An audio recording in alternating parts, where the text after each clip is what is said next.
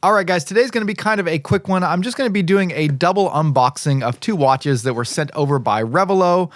It's been crazy busy here lately, so I don't have time to do a full review right now in December, right before Christmas. However, these are really cool watches that I did want to show you guys, and one of them is a special edition that will likely sell out very quickly. If you don't know, Revelot is a Malaysian-based micro brand. They came out with the Hex Mariner, I believe was their first watch. I reviewed it when it first came out. This is the 39 millimeter version of the Hex Mariner, and I really like the original 42 millimeter, so I wanted to check this one out as well, especially that special edition, which is a Mahjong special edition watch. So if you're interested in Mahjong or Chinese culture or Malaysian culture or East Asian culture, this is going to be a cool one to check out. Even though this is an unboxing, I will also be shooting some macro shots and some other B-roll, so I'll splice that in as well to give you guys a really close look at these watches to help you decide whether or not it's something you want to pick up. Let me give you a quick preview, and then we'll go through the unboxing, and I'll give you my first impressions.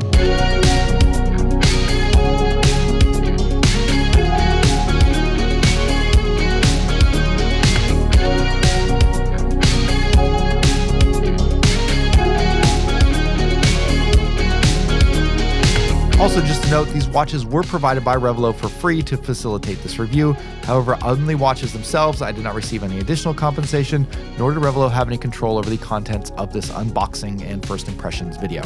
Okay, so Revelot has sent me two watches to review. These are both Hex Mariner 39s, but one of them, I believe this one here in this box, is a special Mahjong edition. I have the actual watch in here, but the Mahjong Special Edition is going to have its own special edition packaging. That wasn't ready yet, so they sent it to me in a regular box. So just note that. We're going to take a look at the normal edition first, and then we'll get over to the special edition next.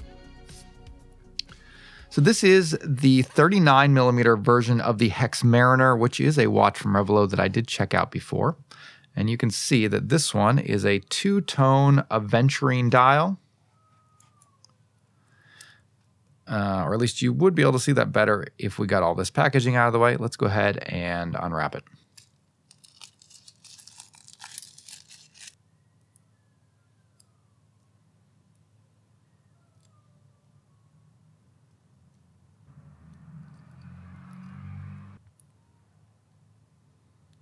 All right, so now we've got this kind of zoomed in. You can get a better look at it. And this is a pretty striking colorway. This is, kind of going with that two-tone bluesy look, but then you've gone with a aventurine dial that kind of just amps it up a little bit more. The whole idea of the Hex Mariner, and also what I like about it is that they make no hiding of the fact that this is inspired by the Rolex Submariner. The design is very clearly from that, but they've done an interesting thing where they said, well, let's kind of make it an angular version of the Rolex Submariner. Rather than circles, we're going to go with hexagons. They've got a different handset, which I also like because I don't really like Mercedes hands on anything other than a Rolex. And then you've just got more angles on the case, on the bracelet especially. They've kind of worked in this hexagon motif into a lot of areas of the watch, and it comes across very differently. That's interesting. You got brushed sides here rather than those typical Rolex polished sides. And I really like it. This is a really cool look. This is the kind of homage that I can get behind. I think this is a true homage where they've taken the original. There's some clear inspiration there, but then they've done something to it to make it unique and their own. And this is a very dressy looking one. All of the dial options on this are really striking dial options. There's nothing like super simple. But this aventurine dial is very, very cool and very sparkly. And I think it matches really well with that two-tone look. I don't think I've seen a two-tone diver with an aventurine dial like this, at least not in person. And I think it works really well here. This is a two-tone version. You've got the kind of rose gold center links, sort of rose gold bezel, hands and markers also done in rose gold, crown also looks like rose gold there. And then that is a ceramic bezel with a kind of patinaed lume looking a little bit on the numbers rather than stark white. It's got a little bit of a warmer brown tone to the lume on the bezel. 6 o'clock date, which I always like to see. That's another thing that distinguishes this from the Rolex Submariner. You're not getting the Cyclops at 3 o'clock. I think that's a great choice. Case back here. Interesting case back. It is a see-through case back of sorts, but it does have some printing on it, so it obscures the movement. This is a Seiko NH35 movement inside of here. That is the only part of this watch that is kind of on the basic side. You are getting a sapphire crystal, a ceramic bezel. You're getting a bracelet that has quick release spring bars. You're getting at least the option of a clasp that has tool-free micro adjust. You can pay a little bit more to get that. And this clasp, it's something that is becoming pretty much standard on micro brands now. There are a lot of different versions of this, but all of them basically there's something that you'll do. In this case, you slide this lever here and it will allow you to slide the bracelet in and out to adjust the size of it by about 1 link on the fly, which is wonderful. It allows you to compensate for wrist size fluctuations and all that sort of thing. Materials feel top-notch here. Great feeling on the bracelet, on the case. Finishing looks really good too to the naked eye. You guys are probably seeing some macro shots of this as I'm looking at it, so you can see the finishing for yourself, but appears to be a very clear definition on the polishing and brushed surfaces and good borders and gradients between them. Nice polished accents and highlights. Everything's really framed well. 39 millimeter size. Let's go ahead and get this on wrist. I have a 7.5 inch wrist. We'll see how it wears for me. Okay, now I have not sized this yet. So it's a little bit loose. Looks like I could probably stand to remove 1 link or so. But there it is on my 7.5 inch wrist. I have gotten used to wearing smaller watches. 39 millimeters, I think that's kind of a good medium size. It's maybe a little bit on the small size for me. The full size version of the Hex Mariner I think is 42, which is probably closer to what I would normally wear. But I kind of, I gotta admit, I'm starting to like these smaller, slimmer watches. Just for the added comfort, they're out of the way, and I don't mind the way that they look on my wrist. You kind of get used to it. At first glance, it does look a little bit smaller than I would normally expect, but not bad here. And that two-tone colorway here. Again, a little bit more bling than I typically wear myself, but I do really like the way it looks. Definitely a fun watch and colorway. If you were going to size the bracelet, which I probably will do eventually, it does have, looks like push pins in there. So it does not have screw links. Some people might fault it for that. I actually tend to prefer push pins to screw links. I have a problem with screw links. They almost always seem to work themselves loose, and I know they say you should put Loctite. If you do that, that just, it seems like too much trouble for me. I've never had a problem with push pins other than that they are, require a little bit of extra tools to adjust. But to me, I'd take that over a screw link just so I don't have to worry about them backing out on me. Okay, so that is the normal version, which again, this is not very normal. This is a pretty stunning looking design.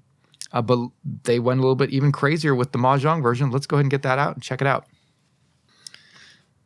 Okay, so this is the Mahjong version. Revelot is a brand based in Malaysia, so a lot of influence from Chinese culture there. And Mahjong, I guess, is a big part of their culture there as well.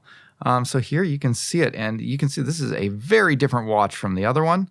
And I think they did a wonderful job of implementing sort of the Mahjong tile designs and motifs into a watch. One of the cool things is that this is, it features the numerals in Chinese characters, which these are the same numbers that they use in Japanese. So I live in Japan and I speak Japanese. I read a little bit of Japanese, so I can recognize these characters. I know the Japanese pronunciation of them. I don't know the Chinese. So first off, I absolutely love what they've done with the colors here. They have, I think, really stayed true to the Mahjong tile look, and you have a watch that features, a ceramic bezel that's kind of this green matte color with white printing on it. They didn't list what the dial material is made out of, but from the looks of it, I would assume this is an enamel dial. It has that kind of glossy, milky white look to it.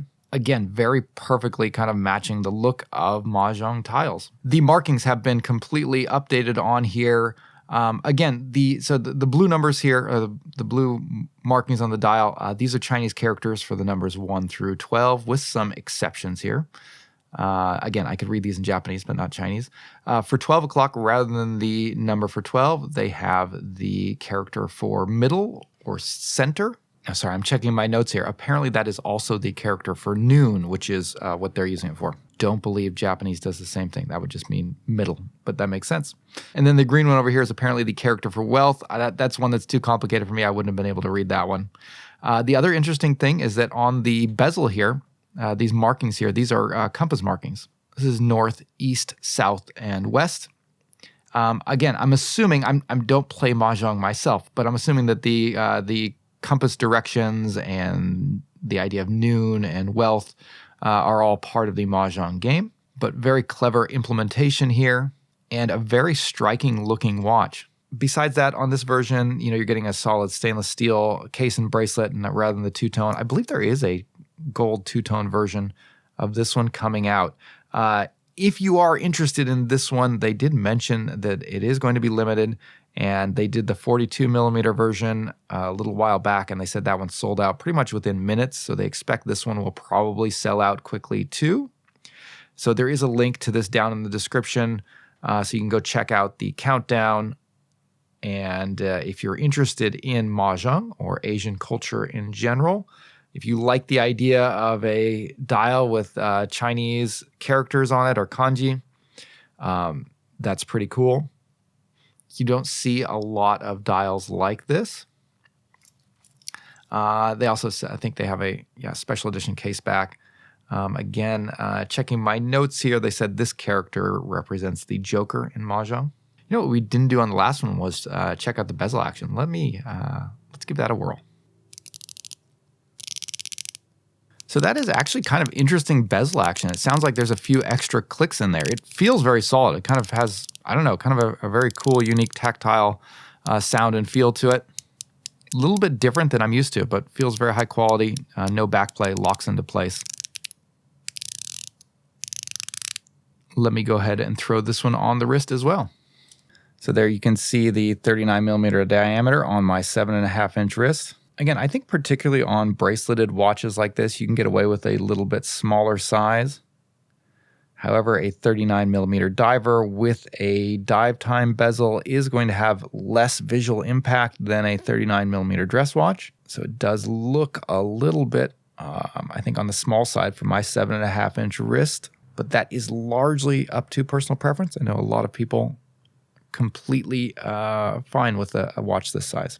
And again, for comfort, I totally would be as well. Last thing to note on here is that while this is a printed dial, the numerals are actually lumed. And when you look at this in the dark, you're going to see something very interesting here. On the Mahjong version, the dial markers which are printed are lumed. However, because those dial markings are heavily pigmented in those strong, vibrant red, blue, and green colors, that is going to significantly reduce the potency of the After Dark performance of those dial markings. So after a strong exposure to light, they will glow briefly and look kind of cool for a while. They have a nice little aesthetic, stylistic look to them, but functionally speaking, they're going to wear out very quickly. On the other hand, the handset and the bezel is extremely bright. And because the bezel is fully lumed and it also includes 12 markings around the bezel, you can actually use the bezel to tell the time. And so as long as you have the bezel locked at the 12 o'clock position, you're going to be able to read the time in the dark very easily on this watch. You just won't be able to see the dial markings, you'll have to read the time on the bezel. Now, if we go back to the standard version, which has applied markers going around the dial, on that one, everything is incredibly bright. I mean, pretty much shockingly bright. I don't typically do full lume rundowns on unboxings like this, but this one was so bright that after I was done with the unboxing, I did run it through my J-score testing system, and I was shocked at how bright it actually was. I'm not going to show you the exact score here. I'm going to save that for an upcoming lume battle video that I'm going to do. I'm going to try and get my hands on some other very bright watches to feature in there, but I got a feeling that this one will probably crack the top 10, if not the top 5 on my overall lume ranking chart. So on the standard version of the Hex Mariner, the lume is absolutely outstanding. On the Mahjong version, you're getting very good lume on the handset and on the bezel. It's impossible to lume these dial markings to the same degree of brightness because of the pigment that's used there, but it's cool that they at least gave it a shot.